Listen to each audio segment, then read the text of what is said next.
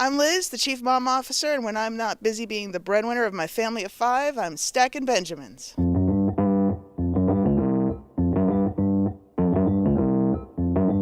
Live from Joe's mom's basement, it's the Stacking Benjamin Show.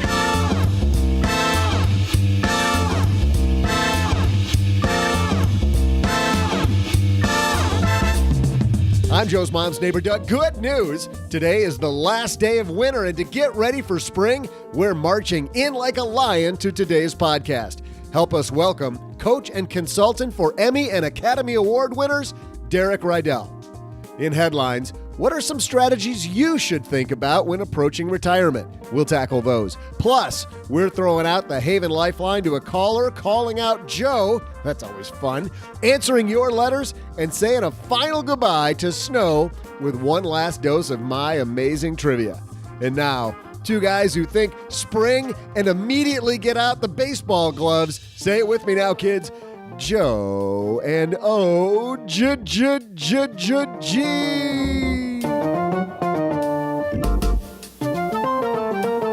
Mine's already out, man. Let's go. Let's go. I'm all about the bunt singles. Like in Major League, where he's calling a shot, going, I'm gonna hit way over here. Psych. Dink. Dink. Welcome to the show where every episode's a bunt single. My name's Joe Salsi. Hi, I'm Average Joe Money on Twitter. And across the card table from me, our amazing backup catcher, the one and only 6-4-3 double play. I don't know. I'm just saying things that I hear on TV. I must be in the front row. I don't know what that. I don't know what half that stuff means. Actually, I do know what. My son Nick was saying this to me the other day. He and I were playing hockey on the Xbox together. We were both the Detroit Red Wings, and we made it to the Stanley Cup. And in game 1 of the Stanley Cup, he passes me this great pass. I go back for the slap shot, and I just fire it into the crowd, way, way left. And, just like you would in real life. Yes. And Nick looks at me and goes, just a bit outside. It's like when you see all those things. We just finished the Olympics, of course, and now the basketball tournament's on. And one of the things I saw on Twitter was there should always be a regular person competing when you watch these competitions. Just to show the difference. Right. So the NFL Combine was on and these guys are running you're like, oh, that guy wasn't very fast. He only ran a 4.47 40. You're like, he was way slower than the other guys. Yeah. And you wanted to see some 40-year-old dude out there trucking. 6'8". It looks like Larry just finished his donut. Now he lines up for the 40. Right. We are way off track. Now let's get back on track, because if you have debt, you're going to thank me for thanking Upstart for supporting Stacking Benjamins. Upstart's changed the way we borrow money. Going beyond the traditional FICO score, Upstart offers personal loans, taking into account factors like your job experience and your education when determining your interest rate. Head to upstart.com/SB to find out how low your Upstart rate can go. Can you go? It's like the limbo. How low can you go? The limbo. It's like spring break. Checking your rate only takes 2 minutes and won't affect your credit. That's upstart.com/SB. Disclaimer, loans are offered by Cross River Bank, a New Jersey state chartered commercial bank. They don't need me to do that. I totally have to get the Micro Machines guy for this. We got to do that. Restrictions apply. For details, visit upstart.com/SB. You have choices, OG, when it comes to online investing tools, but most of those are compromised. Self-directed brokerage offer customization, but hit you with commissions. It can be clunky and unintuitive. More passive investors now move toward automated brokerages that allow you to easily invest in a portfolio they manage for you, but then you hand over the keys to the car and trust some black box of software, and you can't really personalize it with that option. So why compromise? With M1 Finance, you don't have to. It's what I use for my money. There's my disclaimer. They offer a balanced solution like nothing I've ever seen before. Set up a personalized portfolio perfectly tailored to your needs and your own investing goals. And then that portfolio is automatically managed by their advanced technology. Better yet, it's free with a capital FREE. Check out M1 Finance today on the web at stackingbenjamins.com/M, the number one finance now, and use the code StackingBenjamins, or find it in the Apple or Android app stores. M1 Finance, be invested. We've got a great show. Rydall, changing our frame of reference, OG. Everybody's looking for the keys to wealth outside of themselves. Rydall is going to show you how to look the other way. Time to get some abundance in our life, and Derek's bringing it to us. But first, we got headlines, so let's move. Hello, darlings. And now it's time for your favorite part of the show, our Stacking Benjamin's headlines. Our first headline today comes to us from Tim Parker, our last two headlines of winter. Thank goodness. Hallelujah. Financial strategies as you approach retirement. I thought we'd talk through these. They say time flies when you're having fun, but that's also true when saving for retirement. In your 30s, retirement felt like a lifetime away, but you'll celebrate your 50th birthday before you know it. Ain't that the truth, huh? That one hits close to home. I was going to say, shouldn't that be before you knew it? And by then, you need a healthy nest egg to retire comfortably in 15 to 20 years. But what if your balance is a little lean? What if your dream is to travel or spend time with the grandkids instead of work? There's still plenty of time to save. So he says he's got a few of these, OG. I thought we'd talk through these strategies as you get close to retirement. Number one, get rid of your debt before retirement. I think that depends on how close to the mark you really are. Yeah, I mean, obviously you want to get rid of consumer debt, right? Cars and credit cards.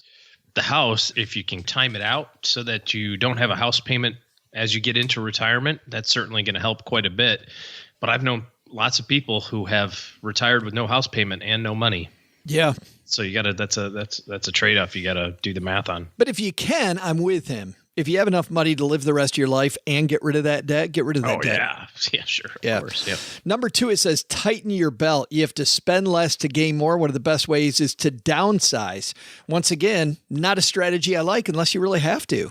Well, one of the common themes that I've observed in terms of people who are excelling toward financial independence and those that are kind of always playing catch up is that value of their home. You know, if they've always stretched for the house value, then all of those other things that go into purchasing that larger house compound and make it that much more difficult to save. So if you get to that point where in your early 50s and now the kids might be kind of on their way out or already on their way out and toward college and beyond, maybe it is a great time to tear the Band-Aid off and see about downsizing a little bit. Number three here, I really like, make catch-up contributions. I think people forget that you turn 50 and you can now sock a lot more money away than you could 49 and before. Yeah, and it's the year you turn 50. So even if you don't turn 50 until December 31st, you know, that whole year counts. So take full advantage of that. You know, and this is the part, by the way, where I think we've got our 20-year-olds listening and some 30-year-olds listening that are falling asleep. But here's the deal. If people are making catch-up contributions, they're making contributions, OG, that people in their 20s and 30s can have interest make for them. You know what I mean? My goal, if I'm in my 20s listening to this or 30s listening to this, is to never have to make a catch-up contribution, that I've had my money make enough money that I don't have to worry about it. Well, you've seen those things before, right? Save $100 a month from when you're 18 to 28 versus saving $500 a month from 28 till 68. Yeah. And the guy that started at 18 has more money. Number four is up your risk.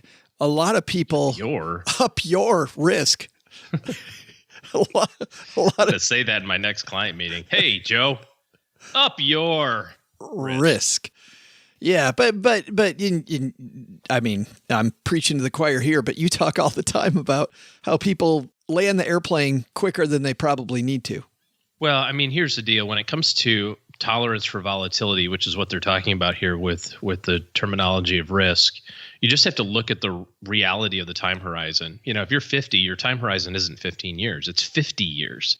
And sure, you need some 15-year money, but you also need 20-year money and 30-year money and 40-year money and 50-year money also. And so the vast majority of your money, even if you're a month away from retirement, is still longer term. So if you think about it that way and can structure it, put it in buckets or open up different accounts, there's no rule against the number of IRA accounts you can have. You know, if it makes you sleep better to say, this is my 1 to 5 year money and this is my 5 to 10 year money and this is my 10-year plus money, do it that way. Number five frustrates me on this, and I think I'll just go quickly through these after this. But number five, I want to spend just a minute on, because in the piece, it says, consider long-term care insurance. I read a well-meaning financial blogger in his 30s on Twitter just last week say long-term care insurance is a waste of money.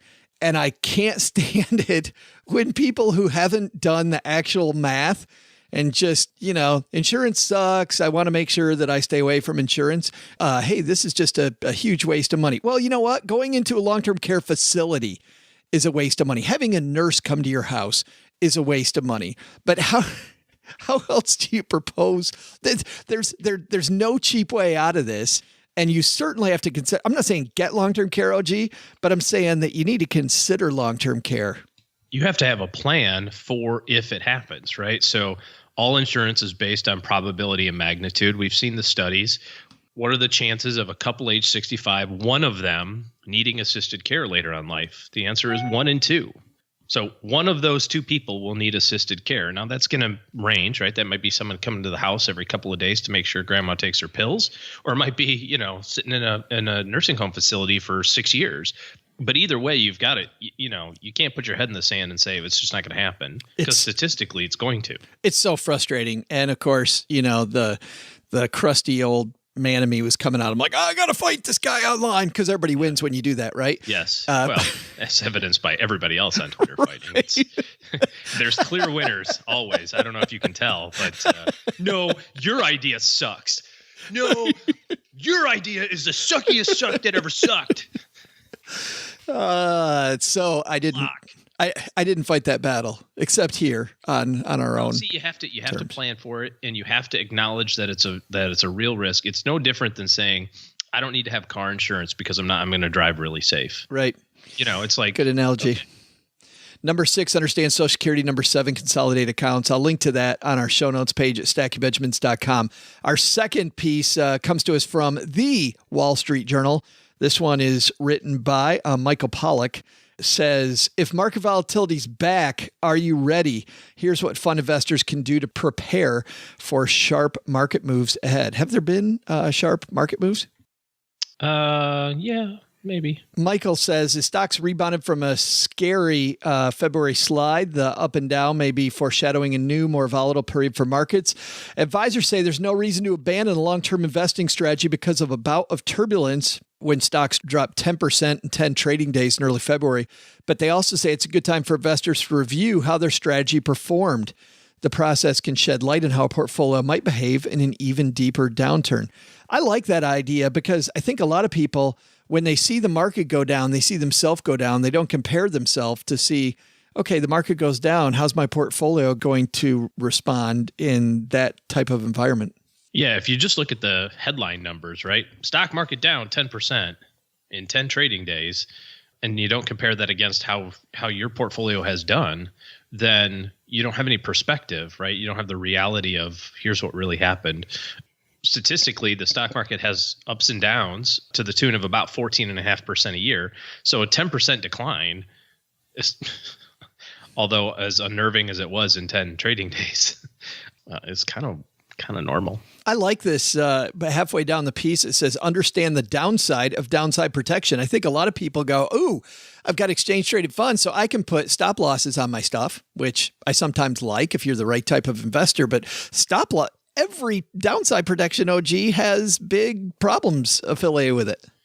Well, whether it's stop losses or, investments that profit when the market goes down, or investments that have, my favorite are the ones that have the term managed volatility in them. Volatility. Which is a euphemism for we're not going to do as good during the good times. And you got to be okay with that. Right. But I mean, everything's going to have another end of the stick. It's like if you put a stop loss order and there's high volatility, you might get traded out at, minus 5%, right? Which, by the way, is so routine it's not even worth keeping track of how many times the market goes down 5%. But if that's your number and now it rebounds 5% a day or two later and you didn't happen to catch it, right? I mean, that's the problem with trying to time this stuff and day trade in some respects, is that you've got to be right twice. You might have got out at the minus 5 and then it went down 10. But if you didn't buy back in at minus 10, yeah, what do you got? Nothing. Or you get, wash sale rules and that sort of thing. It's always interesting to know how many people don't even know what that means, right? It's like, well, but I got a loss there, but you can't rebuy it within 30 days. So now you have to wait. You have to, if the market just does a knife and comes roaring right back, you're screwed sitting on the sidelines. Yep. That happened with the Brexit fallout.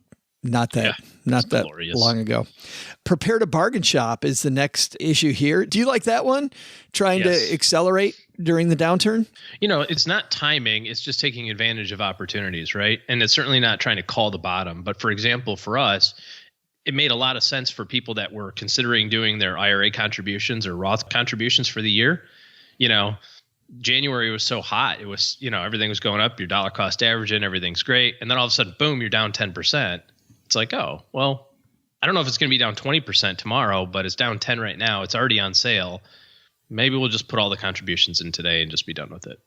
But man, you look at some of these extended downturns like 2000 to 2002, you gotta have a lot of fortitude, I guess, to do that, OG.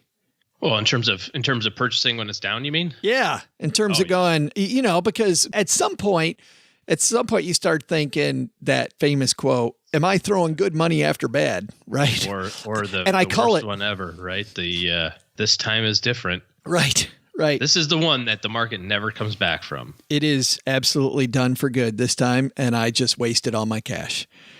Yeah, boy, that's tough. I will link to these at our show notes at stackingbenjamins.com. I think our lessons are, number one, how's market volatility going to look for you? What is your strategy if this bouncy market we've been in continues? And then number two, bouncy is like the nicest term I've heard. I'm not hearing anybody in the financial press call it bouncy like we are, right? Everything's crashing. Everything is horrible. Everything is rotten. Next time the market's down a whole bunch, I have a cartoon we can put on the Facebook page that I had somebody make for us. But if the market's bouncing, what's your strategy? And then number two is whether you're getting ready to approach retirement or not, time to look at your strategy for how are you going to land that plane.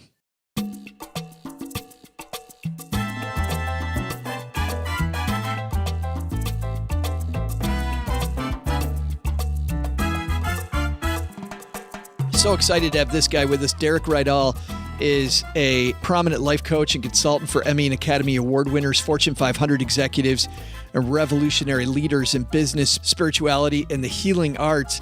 I'll tell you, a lot of people look for, and you see this all the time, all over, especially in finance, OG. Remember when the Bitcoin thing was really going strong? Remember like a couple months ago? when Bitcoin was the rage. I remember it. Yeah. I also remember the other side of that when Bitcoin wasn't going so strong. Yeah, like maybe I remember it very intimately. Right.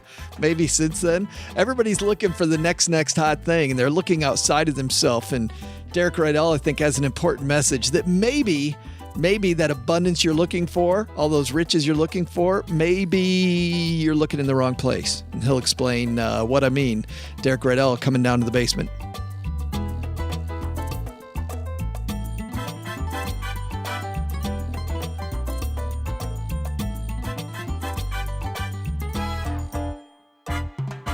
Derek Rydall, have a seat, man. How are you? I am doing awesome. I'm really, really doing great, man. It's a good day. I revised my definition of success. It's just 2 words: above ground. Well, I want to ask you about that because in your book, you talk a lot about your wife's situation at the beginning of the book, but you in the back flap, in the beginning, there's places in your book where you talk about your brush with death, but we never hear about it. And so that's what I want to talk about first. What happened in your brush with death? Yeah, so I do talk about that in my other book, Emergence, where basically, like so many people, I spent a lot of years in self-improvement. After over a decade of self-improvement, the only thing I'd improved was my ability to describe why my life was so screwed up. Right? I could, after all that time on the couch or whatever, I could tell you, well, it was when I was 10 and my dad looked at my report card and saw all A's and 1 B and said, "What's with the B, son?" And my whole life from there, I could tell you the trajectory. But I hadn't really grown or really transformed. In fact, all this effort to improve myself and heal my past and achieve success was killing me. And I got addicted to drugs and alcohol and eventually almost died of an overdose. And I remember lying in the emergency room with the IV snaking out of my arm and waking up to the beep of the machine and the doctor leaning down and saying, "You're lucky to be alive." And I remember thinking in that moment, I couldn't even do that right. I couldn't even, get out of this world successfully. I was that low. And I remember thinking, how did all of my efforts to achieve and improve get me there? And instead of that being like the turning point, though, you think that's the turning point in the movie where the guy like gets out there and, suits up with his sweatsuit, runs, up the steps and decides to make a new decision. I just figured I hadn't worked strong enough or hard enough or smart enough or attracted big enough or whatever. So I redoubled my efforts and I dug in again. A few months later, I was doing a film in Jamaica as an actor, and everything fell apart again. The director was fired. I had a messy breakup on set romance, and they were firing off the cast, and I was probably going to be next. And I ended up going out diving in a reef all alone, first mistake. And I prayed to get lost from everything above, which was my second mistake, because clearly I have some powerful prayers. And very soon within that dive in this reef, I got lost and I got trapped. And I got stuck in a pocket of giant spiked coral that looked like something out of an underwater booby trap tomb out of an Indiana Jones movie. It was a tight pocket, like not like twice my size, with the walls covered in fire coral. One touch was like 1,000 jellyfish stings. The spikes were inches from my throat, my stomach, my neck, all the way down my body. So I couldn't swim down to get out. I couldn't lift my head out of water to see where I was, or I would have been skewered. And I couldn't even breathe deeply. I had to breathe in these short staccato breaths or I would have been punctured. At some point, it was getting dark. There were sand sharks swimming below me. At a certain point in that thing, I knew I wasn't going to make it out. And it's hard for people to understand that. What do you mean you knew you weren't going to make it out? Clearly, you made it. I was exhausted. I was done. And there was this internal sense of doom. I knew I was going to drown. And all that was left for me was surrender. And it wasn't, God, if you get me out of this, I promise to go to church on Sunday. That kind of thing, right? I had already tried that, believe it or not, honestly. And the universe was not playing let's make a deal that day. And also, it was really, truly the first time in my life I had a moment of unconditional surrender. And in that instant, it was like a flash. And I saw that this self I've been trying to fix and achieve and improve and heal was a fictional character. He was just an amalgamation of peer pressure and parental fantasy and societal conditioning. And nothing I ever did or ever would do would ever make him enough. But because he was just a character. But around him, there was this awareness of this other version of me, this other self that had never been hurt. And so he didn't have to be fixed. And he was already complete. And so he couldn't actually be improved upon. And now, mind you, I didn't have any of these words for it. It was just this awareness. And then in the next instant, I was out of the pocket of coral, standing on the one area that I could stand, looking in where I had been trapped for this ordeal. And the exit was inches from me the whole time. I just couldn't see it. I didn't know how I got out for sure. I remember kind of moving, and then the next minute I was out. So I don't know if the water lifted me up or a wave came or, I really honestly don't know. But everything was shimmering and the whole coral reef became a metaphor. It was like a maze that I'd been swimming through all my life, following all these brightly colored objects, trying to get lost and distract myself from the pain I'd actually been feeling. It was a metaphor, and I was now literally experiencing it. And I had been gasping for air for a really long time. And now I just got to experience it in 3D.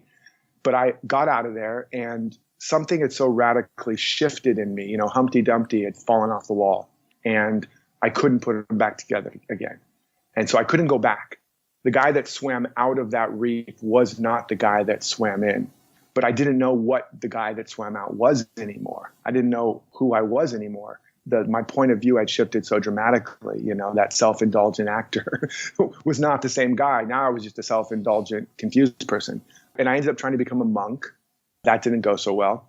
I actually, a week into my monastic adventures, I got of fasting and silence. I got so hungry and so freaked out by not talking for the first time in my life that I literally, as you can see, I have no problem talking. So you imagine me not talking for a week. I ended up breaking into the monk's kitchen in the middle of the night and stealing food out of the refrigerator. That tends not to go well. That doesn't tend to go well. That might be, that old thing, if you like to, put sheepskins over your front seats, you might be a redneck. Right. So it's like, if you break into the monk's kitchen and steal food in the middle of the night, you might not be a monk. Maybe not.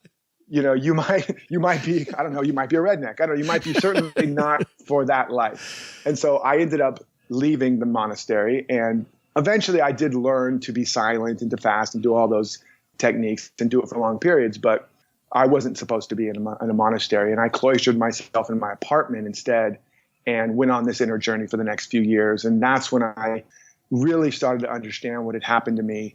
And we'll talk more about this, I'm sure, today. But the basic, in a nutshell, or really in an acorn shell, I discovered that everything is already in us. That just like in nature, the oak is already in the acorn. The acorn doesn't go out and find an oak, achieve an oak, improve itself into an oak, or become worthy of its oakhood.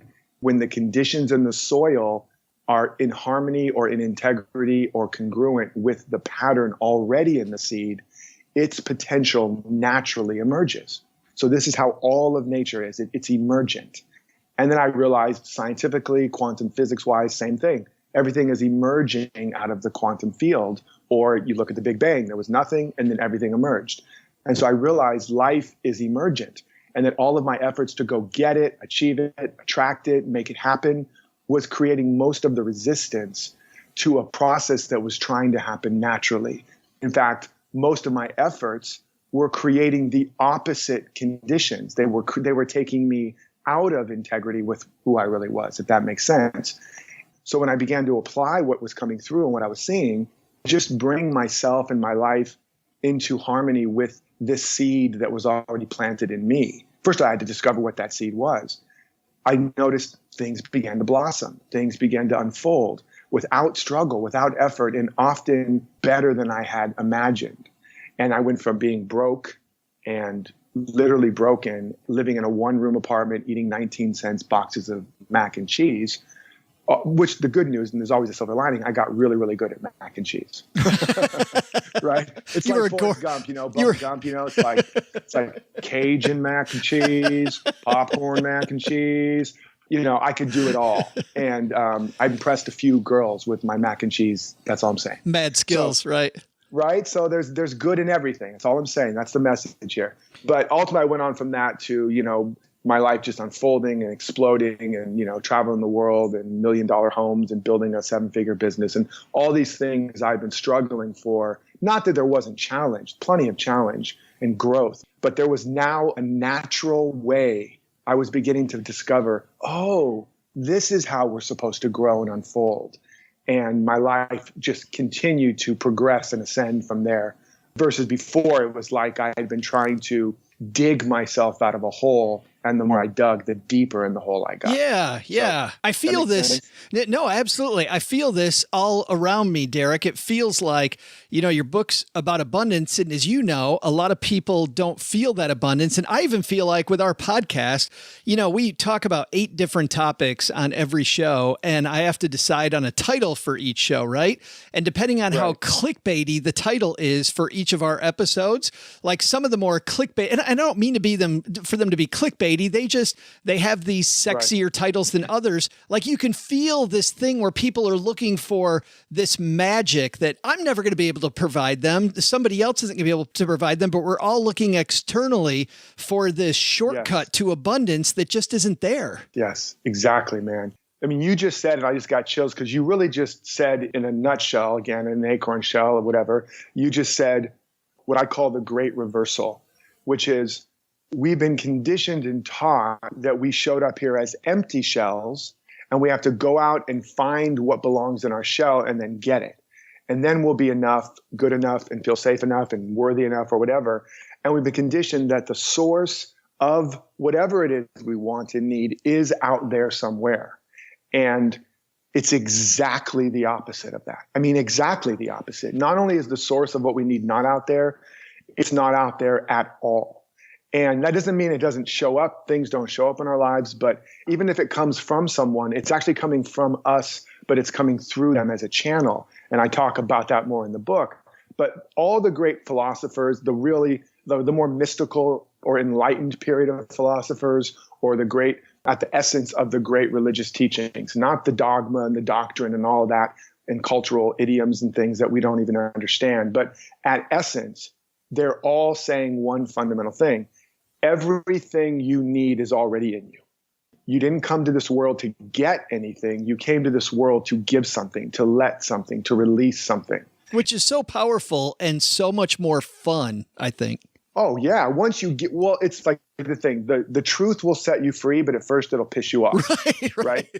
So it's like, what do you mean it's within me? What kind of BS is that? I've been working my butt off for all these years trying to go get up that ladder and get the right person and get the right thing and finally have the right car and the right house to finally say, okay, and you're telling me all along it's been within me. And it's true. It's like this one joke, a parable where this guy is outside in the dark and he's searching in these bushes for something, and a neighbor comes along and he's searching under a street lamp. It's like, what happens? Like, oh, I lost my key. And he's like, oh, okay. He starts helping him. They're looking. An hour goes by and he's like, man, where did you lose it? He's like, well, I lost it inside the house, but the light's much better out here. Right. So it's hard. It's hard, people. It's hard to really finally get in touch with who we really are and the real source or locus of power within us, our true agency. It's within us, and it is the power and the substance and the intelligence of everything we could ever want to be, do, have, and create. But it's not easy, especially because we have been conditioned exactly the opposite. You know, when you grew up in the dark, eventually your eyes adjust, you learn to get around the room, and somebody turns the light on. You don't go, oh, thank you. You go, shut that damn thing off. It's burning my eyes. Our senses, our capacities haven't been really developed to be able to see clearly in the dark, within us, right? And so that's why it's hard. But it's way harder, let's be honest, ultimately, to struggle and strive and fight and die believing that we're these puny little people separate from everything we really want, and we have to twist ourselves into a pretzel to get what we want and hoard and hold on because we're afraid we're going to lose what we have. That's way harder. Well, so we don't have time to walk through the whole, obviously, there's so much here in the Abundance Project, but you're telling me that it's a complete reversal and it's a struggle at the start. What's the first move that I need to make then, Derek, to begin down the road of abundance, to begin the Abundance Project? Yeah. And by the way, I'm not saying it's hard. It's a struggle to do this work at the start. I'm saying that the overall... It's a whole mind shift. Exactly. The journey of you coming into your full power finally and your true potential and then being able to really actualize it, that is a struggle, but it's a worthy struggle. And ultimately, it gains momentum. It's a success pattern. So you'll just get stronger and stronger at it. Whereas the other struggle most of us are in, it makes you weaker and weaker. Yeah, it feels like a more solid foundation that you're building on. Totally. Yeah. It's a real foundation, whereas most people's lives are built on shifting sand, right? Because their foundation is something outside of them, someone else. So it's all within us. I call that the great reversal. And then you get the realization that therefore whatever's missing in our life is what we're not giving, what we're not bringing to our life, whether it's a job, a relationship, what we think is missing. And we're often waiting to get it from someone, or we're striving to get it from someone, or we're trying to prove ourselves to get it. That's the thing we have to actually start bringing. The first thing we have to bring it to is to ourselves. So like in the most simple example, like this is an exercise you guys can do today, start doing. Look at a situation, a relationship you're in right now, personal, professional, where, you're like, something's missing. Like they're not valuing you. They're not appreciating you. They're not respecting you. And you're either withholding and waiting for that to happen before you really start showing up excellently or loving, or you are reacting and you're angry, whatever. And now take that quality, let's say it's love and respect, and just simply ask yourself, if I totally loved, valued, and respected myself, how would I show up then? If I totally loved, valued, and respected myself, how would I show up to this relationship or this job? What new level of excellence or generosity or whatever would I begin to bring? How would I take care of myself differently? If I gave it to myself, if I knew that I was that.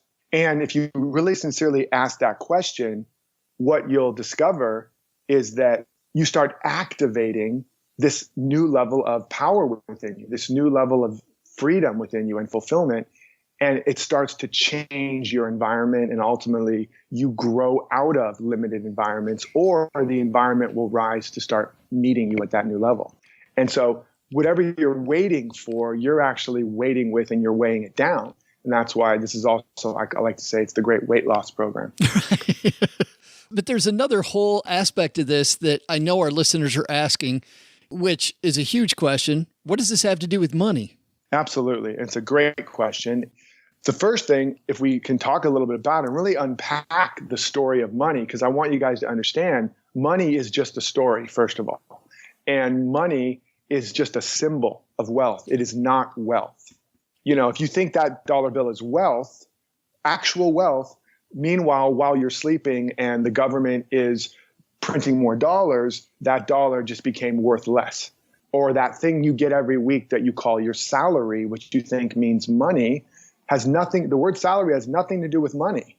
It comes from an ancient Roman term because they paid the Romans in salt.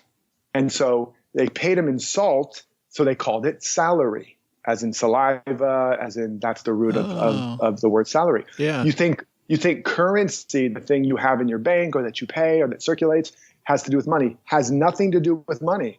It comes from the root of that same root as current, which means flow or circulation. Or the word affluent, which you think is money. You're rich, you're affluent. Nope, has nothing to do with money. It means to flow. So we start to see that money, currency, affluence, salary, all these terms and things we think are a description of wealth are only a description of the process of wealth, which is all about circulation and flow, and a symbol of wealth. And so you look at something like the word, the love of money, the phrase love of money is the root of all evil, which has created a lot of guilt and baggage, Right. all kinds of nonsense. Well, the reason is we don't understand what it meant. But what it's saying is the love of the symbols of wealth. The love of the symbols of wealth is what causes all the problems. If you think those dollars are your source or the job or the boss, what's going to happen? Look at what happens in our economy when we believe that. When there suddenly is news that there's a problem, people start hoarding their symbols, aka their dollars, and what happens to the economy? It stagnates. Now, there's no shortage of wealth. The apples haven't stopped growing on the trees. The squirrels haven't stopped collecting nuts, and everything's still working. There's still as much wealth as there ever was, but there's no more circulation. There's no more current, and so there's less currency. And so even during the time of the Great Depression, there was no lack of food. In fact, there was so much over surplus, they had to deliver it down to the ocean in trucks and trains and burn it. The problem wasn't wealth, it was circulation. And the lack of circulation was because of people's consciousness or mindset, because they believed these outer symbols, jobs, people, whatever, was the source. So that saying is telling us when you believe something outside of you, the dollar bills, the bank, the balance in your bank account, whatever, is your wealth, you're screwed, because you'll create all kinds of evil or negative or limited reactions and results. Or look at an example like the fruit tree, and I do talk about that in the book too. You know, the fruit of the tree is not the wealth of the tree. That's like akin to dollars. That's why when all the fruit's gone, the farmer doesn't cut the tree down and say it's broke. It knows it's just as wealthy, and in due season it'll produce a harvest. So where's the wealth of the tree? It's like the goose and the golden egg. Where's the wealth of the goose? It's not the golden eggs, because they cut the goose open and there's no gold in there. It's the invisible mechanism in the goose, in the tree, that allows it to turn the raw soil into sap, flower, blossom, marble, and fruit. And by the way, they even did a study where they put a tree in a tub, measured the volume of the soil, grew fruit, took the tree out, shook off the remaining soil, measured the volume of soil, same volume.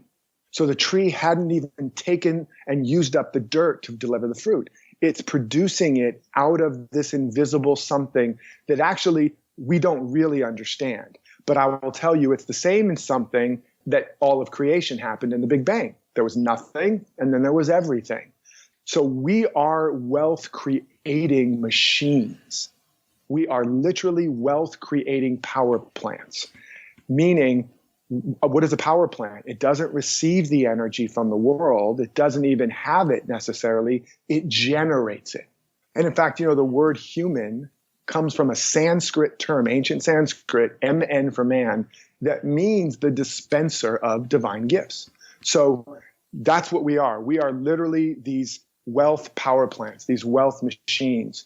But we have to begin to do that great reversal and stop seeking it in somebody else. Stop making it our job and our boss. Stop looking at your bank account and determine based on your balance, your self-worth, and even your potential net worth and what you think you can go on and invest in and start doing. I really enjoy the analogy about turning on your divine power plant. I just think that whole analogy, Mom calls me a sloppy Joe eating machine. I never thought of myself as a divine power plant that was feeding. Yeah. So I told her it just takes a lot of sloppy Joes, I mean, there you go. You got to do what you got to do, right? So some of us do need to, feed ourselves sloppy Joes to start generating a product. That's okay. But yeah, exactly. And the promise of this premise is that no matter what situation you've been through, no matter what conditions you're currently facing, it doesn't matter if you're in the job from hell or your business doesn't have enough clients or your bank account doesn't have enough dollars. That is not a signal or a sign of how wealthy you are. That's what I really want people to get. Because if you believe that, you're going to operate different. You're either going to struggle and strive and push and almost die like I did, or you're going to just not go for it because you're judging based on that appearance. And that would be like the farmer, again, looking at the field of trees and all the fruit is gone and going, well, I'm screwed. Let's burn the field. Yeah. That's the big promise here, that wherever you guys are right now, when you understand how to turn this plant on, power plant, then you can start generating this energy. And this is not theory. None of this is theory. And also none of this is woo-woo new age gobbledygook. Right. That's why I'm using a lot of natural principles. I mean, the core principle of circulation, that's the key to wealth, is circulation. Or I remember another example of like a real estate guy and a activist walking down the street in a city, and they go past a broken down lot. And the activist is so angry, so heartbroken. Look at this city. Look at what it's come to. Look at those kids playing in the dirt. This is terrible. It's horrible. I'm going to go fight for the justice and the rights of people, and went off down the street angry. And the real estate guy looks at the empty lot and goes, Cut to a few years later, beautiful hotel. It's employing a bunch of people, creating tons of tax revenue for the city, jobs, opportunity. It's now beautified. Where's the activist? Still pissed off, still angry, still posting on his blog about how terrible life is. Now, again, I'm not saying you shouldn't be an activist or that you should be a capitalist. The point is, one of them was stagnating. One of them was not circulating or generating from an abundant place. One of them was seeing the cup empty and broken. The other one was circulating and generating and creating and expanding. And so the result was there was incredible current, there was a strong circuit, and there was lots of currency. If you're holding on to your dollars right now because you don't think the economy's good or the government's good, or you don't know if your business idea is going to work out and you don't want to invest in your education and your growth, you are like the fruit tree and the farmer going, I better hold on to this fruit because you never know, there may not be another season. And what happens to the fruit? It rots. The branch stagnates and the tree dies. Yeah, I had a mentor one time, Derek, call it limited pie mentality versus unlimited pie mentality, right? Exactly. Yeah, exactly. You have the zero-sum game or the infinite sum right. game. Yeah. And it's funny because the infinite sum game seems to be irrational. Like if you really dig in, you go, oh, that's irrational. But that's the only approach that works. You hang on to the little bit of pie you have now. You never grow the pie. You never create anything. You never go anywhere. The book's called The Abundance Project, 40 Days to More Wealth, Health, Love, and Happiness. And we just really began, but like you've been saying, you go through the nuts and bolts of all this, and we can get the book. I'm assuming we can get it anywhere, right, Derek? You can get it anywhere, but you can also go to theabundanceprojectbook.com. Awesome. Okay. And when you get it there, you'll get over $1,200 in bonus live coaching support, mastermind support, so that you can really take the book and not just have more shelf help, where you put the book on a shelf and walk by it every once in a while and go, look at that pretty book. Aren't I a smart intellectual? I feel like you're looking specifically at me when you say that. I'm sorry, man. I'm sorry, But if the book cover fits, no. But right. So yeah, you go there, you're going to get real support so you can take this work create your own abundance project over the next 40 days or so and really get results. I'm all about results. I know I like to go down the rabbit hole and talk about these big concepts, but I also like to pick up the rocks, look what's underneath them, look at the numbers, have a real plan, and take bold and consistent action, because knowledge is not power. Knowledge acted on and activated, that's the only power you're going to have. So I don't know. Are we almost out of time right now, or do we have another? No, actually, we are way out of time. Okay, but good. I have an abundance of more things to share with you guys. That's why we totally have to have you back, Derek. I wish you had some energy. If you had some energy, you'd be the complete guy. But I don't know. Pull the string on my back and I just stop talking. By the way, they can also check out, I do have a podcast also called The Abundance Project. Awesome. And they can check that out. There's a dozen or more trainings on there as well. So they can order the book at theabundanceprojectbook.com and then listen to the podcast until it comes. Awesome. And you know what? If you're walking the dog or you're out on your morning run or wherever you might be, going to work, coming home from work, we'll have the link on our show notes at stackingbenjamins.com. Derek, thanks for hanging out with us, man. I really appreciate it. It's truly been my honor and lots of fun, man.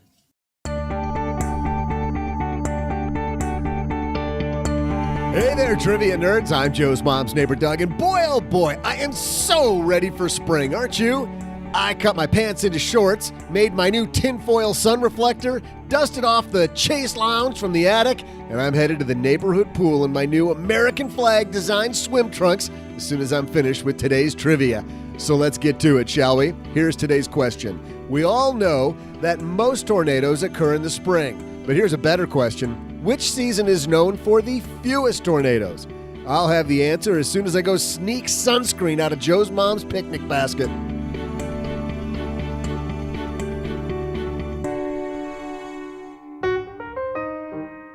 Thanks to Upstart for supporting Stacking Benjamins. You know, the New Year's luster might have worn off, guys, but there's still plenty of time to make this the year you get your personal finances on track. It's time to take a step forward toward financial freedom and take 2 minutes to check out Upstart.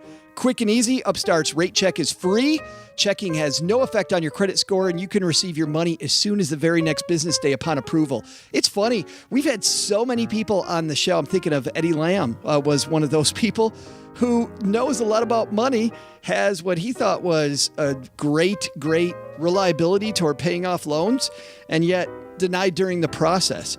Just so frustrating when that happens. Perhaps you were denied for a loan from a bank, or you were approved, but your rate is astronomical. Say goodbye to the traditional loan process and hello to our sponsor, Upstart. Simply put, they've reimagined the personal lending industry. They know you're a ton more than just a FICO score. And that's why they take into account factors that banks and credit unions just don't when determining your credit worthiness, rewarding you for things like job history and education in the form of a smarter interest rate. So go online, take 2 minutes to find out your Upstart rate. 2 minutes. As I mentioned earlier, checking is free and won't affect your credit. Plus, once you're approved, your loan will be funded the very next business day. So you need to pay off credit cards, pay off student loans, you name it, and a personal loan from Upstart can help. Hurry to upstart.com/SB to find out how low your Upstart rate is. That's upstart.com/SB. Disclaimer, loans are offered by Cross River Bank, a New Jersey state chartered commercial bank. Restrictions apply. For details, visit upstart.com/SB. Hey, Stackers, I'm sure you know by now that both my spouse Cheryl and I use M1 Finance for our personal investments. That doesn't make it right for you. You should do your own homework. We'll call that our disclaimer here up top. But recently, we've had exciting news from the team at M1 Finance. They've announced they're now a completely free-to-use investing platform. You heard that right. No fees, no commissions outside of the investments themselves. I sat down with Brian Barnes, CEO and founder, and asked what made him decide to make M1 Finance free. We believe in the future, all investing platforms will be free. So it was a decision to get ahead of the curve. It's obviously beneficial for the customer who will save money and be able to invest more. For M1, we have other sources of revenue, which were greater than the fee we charge. So the more people using M1, the better for us as well. So how about that? No fees, no commissions, just you with more money to save and in control of your portfolio. They'll even invest fractional shares for you.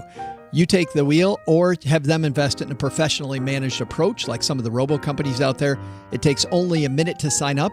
Start by heading over to stackingbenjamins.com/M1 Finance. M1 Finance. Be invested.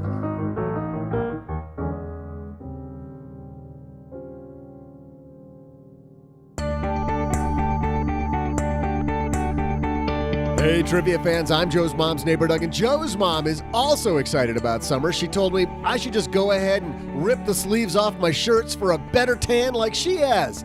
That lady's a walking fashionista. I'm going to go do that next, but first, let's deliver your trivia answer, shall we? Here was the question again. While we all know that most tornadoes occur in the spring, which season is known for the fewest tornadoes? If you said that's fall, it's time to fall on your palms because that's not the right answer. It's winter. Did you get it right? Go high-five yourself and join me down in the neighborhood pool where I'm headed right now. See ya! Thanks to Derek Rydall for coming down to the basement. And I know he's preaching to the choir with you, man, that the key to your success is right inside you. You don't got to look for other people for validation. Look to you. But sometimes you need a little pick me up, right? You know, so it's good to hear that. Hey, you got this. You do. And I think he's exactly right. I found that a lot lately. I've been looking for outside, and I think, like he talked about with social media, we often go, hey, look, I'm not. People only post the good stuff on social media. That's why. Well, did you see those studies that people post good times they're not actually having? Oh, no, I didn't, but that's awesome. Yes. I'm going to start doing that. That's what I'm going to do. I'm going to create an Instagram page about all the stuff that I'm not doing. That you're not doing. But I wish I was. No, but these pictures with people and their families around them and they all have this big smile and it's like either right after or right before a fight. You know, it's like they're, hey, everybody smile. Oh, we're having a great time. And then the flash goes off and then, no, you shut up. At like Ferrari dealerships, like, hey guys, just in the neighborhood. With all this like suggestive wording. Right. Like you're Ty Lopez or something. Yeah. Like, look at this new house build. Right. Hashtag oceanfront.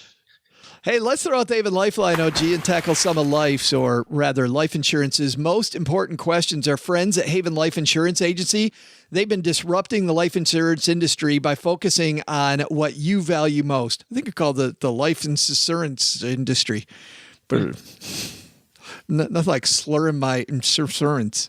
What'd you have? Too many coffees this morning, Joe? I am on my second cup of coffee, which is a little jittery. How many do you usually have? It's a slippery slope. Sometimes 3. So yeah. I'm at 20 ounces. I know I can't do more than 20 ounces a day, and none after 11 a.m. I've been known to drink coffee at 5 p.m. But what are the two things you value most besides your 20 ounces of coffee? I'm going to go, since it's spring, I'm going the new TaylorMades. Just saying, if anybody's in the mood to share with OG, twist face, it looks awesome. Just saying. And coffee, blue skies, it's daffodils. It is and baseball. It's your family and your time. And of course, as soon as you can teach those kids to be better golfers, OG, that's better for you, right? Yes, sir. It's why they created a simple way to buy affordable and dependable term life insurance online. Head to stackingbenjamins.com/Haven Life now to get a free estimate for coverage and learn about life insurance the modern way. Let's say a big hello to today's caller, who's going to remain anonymous. Hey, just wondering why Joe's been so tough on OG lately. It's been coming through in some of the podcasts, a little bit of an edge, not the good kind. Be nice to OG, Joe. I swear to God, I will cut you. I swear that's mom. That is mom, like coming through the vent. I hear you picking on OG again. Stop doing that. Did you guys used to do that in your house? Could you yell through the vents? Oh yeah. Yeah. Oh, or hear through the vents. Absolutely. Oh, yeah. Hear through the vents was a better one. My parents would have a real humdinger argument. My brother, little discussion, little adult discussion, and your ears right to the vent. My brother and I are right on it, man. Yeah. Uh-huh. Do we have an edge? I don't think so. Have you been purposefully jackwagon to me? I mean, you seem normal to jackwaggony as usual. It's funny. Not lately. But I love the descriptions of us as an old married couple, because you and I have known each other for so damn long. There probably are times when I'm just teed off at you. But I got to say, you're very good at giving it back to me. We've had days where we show up here in the basement. You clearly don't want to be here. Does everybody go to work every day with a smile on their face? Of course not. Right. OGs only happens on days that end in Y. But besides that. I'm usually quite cheery. I'm the cheery one of the group anyway, out of the three of us, for sure. But you'll have to admit, I'm much more cheery now than I used to be. Yeah, you are way more cheery than you right. used to be. Yes. Way cheerier. Yes, totally agree. Somebody took themselves a little seriously before and kind of doesn't do that as much anymore, I think. Well, that was a little backhanded, but all right. Nice compliment, I guess. I don't know. What is that supposed to be? We're going to get another. Somebody used to be way fatter than they are right now. We're going to get another note from Anonymous. See what I mean? Right there, Joe. Yeah. Right there. Thanks for the note. I'll try to be nice to OG. And I'll try to be nice to you. I'm surprised nobody calls in about how we treat Doug. Like after all these years, nobody. Thanks for the note. We also get letters down here in the basement. By the way, we would have sent Anonymous one of our fantastic Greatest Money Show on Earth t-shirts, one of which I'm wearing today. She can still write in and say, hey, that was me. Yeah. Of course, we won't know who it is. It could be just anybody writing it. That was mine. I want my free t-shirt. You get like 100 emails. That was me. I swear to God, that was me. Yeah. I think that train has left the building. But if you call into the Haven Lifeline, you get one of Shannon sends you out one of these. And now that we've got our codes, man, we've been catching up in a hurry with sending out overdue shirts. Today's letter comes to us from Wynn. Doug just brought down the mail. This is Wynn Charles asking this. She's got a great show called Ask Wynn that I was lucky to be on, OG. Her show features conversations with people making a difference in the world. I'm not sure that I am, but I was happy to pretend like I was for one episode of the Ask Wynn show. She has spent her entire life not allowing cerebral palsy to stop her from achieving her goals. And she created the program to provide a platform so that others out there can share their wisdom and encourage listeners to make their lives the best that they can be. But anyway, glad we got this note from Wynn. Wynn says she's 30 years old and doesn't have a 401k, but she thinks she should get one. Her job won't give her one because she's a teacher's aide. As she said many times on her show, she's on Medicaid, which she calls a dance in itself. But her main question is she wants to pull her investments of certificates of deposit and is wondering how to start up a 401k when you're technically not working for somebody else. Can you do that? I don't think you can, but I think you certainly can do some other things, Wynn.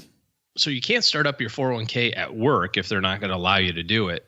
But you can kind of take your side business and turn that into having an option for a retirement plan. And there's a couple of different options there. That's the, there's an individual 401k, which works just like a regular 401k. You could use a simple IRA or a SEP or just even a traditional IRA or a Roth. All have different kind of cost structures. Some cost a little bit more to manage and maintain. IRAs and Roths, of course, are darn near free, depending on where you put them. But that's step one is deciding whether or not you can use a SEP or a simple or an individual 401k. If you've got a side hustle, you've got the podcast there. But if you've got something that's going to be able to defer some income there, if not, then just a traditional IRA or a Roth is going to work really well because anybody can contribute to those. The other thing you want to make sure of course, is make sure that whatever you choose to do doesn't run afoul of any of your Medicare or Medicaid eligibility things. So you want to check with an attorney or a CPA on that as well. And like Wynn said, that is a dance. That is a whole different dance. I've known a few people that have had to go into the Medicare system or Medicaid system, and it's tough. Thanks for the note, Wynn. I appreciate it. And thanks again for having me on the Ask Wynn show. That was very nice. It's very nice when people ask me to go on their podcast. And his mom, I don't know why they would, but his mom says every time I leave to go on somebody's podcast, she says, "Now don't ruin it, Joe." Like no pressure there. Don't break a leg. She doesn't say that. Oh, it's going to be great. It's good. She's like, don't ruin their show. My middle child went on a camping trip with some friends, and I said, "Hey, what's Dad's number one rule?" He goes, "Always go somewhere with your swim buddy." I'm like, "Yes, that is a good rule. What's Dad's number two rule?" He goes, "I don't remember." Dad's number two rule is make sure Dad looks like a good parent. Right. Reality doesn't matter. Yeah. You know, don't be the one that everybody goes, boy, they must get, those kids must get away with everything at their house. Oh, there's those kids on every camping trip. Yeah, not mine. Every single Boy Scout, Better not be mine. Boy Scout and Cub Scout camping trip I went on with my kids, I was thinking, oh man, what's up with those kids? Thanks for the question. If you've got questions for the show, by the way, the Haven Lifeline's the place to go. We are now again, after being way full of Haven Life letters, we're now running out. So you want the greatest money show on earth shirt? One of my favorite of Brad Lark's designs. Head to stackingbenjamins.com and you'll see across the top of the page questions. Click that link and guess what? You'll see all the ways you can interface with us. Hey, that's going to do it for today, but just a couple more quick things. Number one, coming up on Wednesday, get this. Kiplinger just had a piece with the Academy Awards being a couple weeks ago, OG, of the greatest lessons from Academy Award nominated films of all time. We're going to talk to the editors at Kiplinger Magazine about some of the lessons we can learn from movies and probably, and maybe more fun, remember some movies that either we really like that we want to watch again, or maybe pick up some suggestions for new movies that are fun to watch and maybe give us some money inspiration. So that's coming up on Wednesday on the Stacking Benjamin Show. Thanks to everybody who's left us a review of this show. And also, if it's time for you to have better money help in your corner, OG's taking clients. Head to stackingbenjamins.com/OG for a link to his calendar and to see what the next steps are for you and your money. All right, that's going to do it today. Doug, last farewell of winter 2018. What should we have learned today? So what did we learn today? First, take some advice from Derek Rydall. Stop looking at social media for inspiration and affirmation that you can reach your goal. For the vast majority of us, everything we need for abundance is right between our ears. Go get it. Second, whether you're approaching retirement or not, having a plan where you start with the end in mind is a fantastic idea. But the big lesson? Don't jump the gate at the pool for a big swim just because tomorrow's the first day of spring. Turns out, under the pool cover, there's only about a foot of water and what I'm pretty sure were mini Baby Ruth bars. Yeah, pretty sure. That was a bummer. Special thanks to Derek Rydall for joining us. You'll find his book, The Abundance Project, wherever books are sold. But if you head to abundancebookproject.com, he'll throw in a bunch of extras you'll want to check out for yourself. Thanks also to Bob, the neighborhood pool manager, for not telling Joe's mom I jumped the fence to go swimming. Apparently, that's frowned upon. Lesson learned. When you're done messing around with us, who do you want to teach you some money tricks? That nerd who talks over your head or your favorite basement-based geeks? Kathleen Selmans operates our Stacking Benjamins classroom, and to make up for the fact that we don't teach you anything here on the show, she's created a whole lot of tools you'll absolutely love.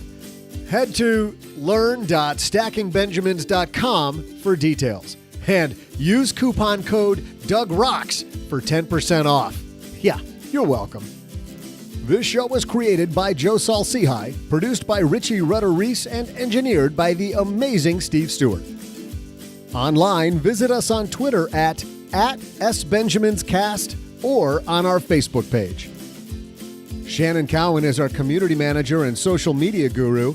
I'm Joe's mom's neighbor, Doug, and I'm wondering if KY jelly is actually made in Kentucky. SB Podcasts may receive payment on the show from sponsors and guests in the form of books, giveaway items, discounts, or other remuneration. There's no way you would take advice from these dorks, but like Joe's mom always says, don't take advice from people you don't know. This show is for entertainment purposes only, and before making any financial moves, consult with a real financial advisor.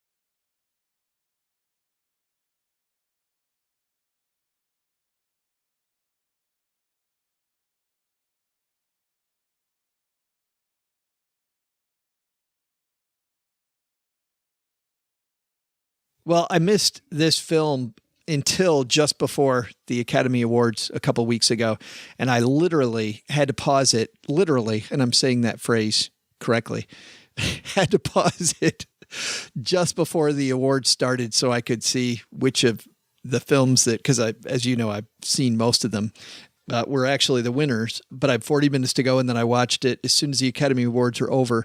This is a film called Mudbound. Violence is part and parcel of country life. I learned how to stitch up a bleeding wound, load and fire a shotgun. My hands did these things, but I was never easy in my mind. Way down in the water, I held his heartbeat in my hand. way down in the hole. All that time he was gone, I only prayed for him. Over there, I was a liberator. People lined up in the streets waiting for us. Sometimes I actually miss it. Yeah, me too. I'm coming back from the fire.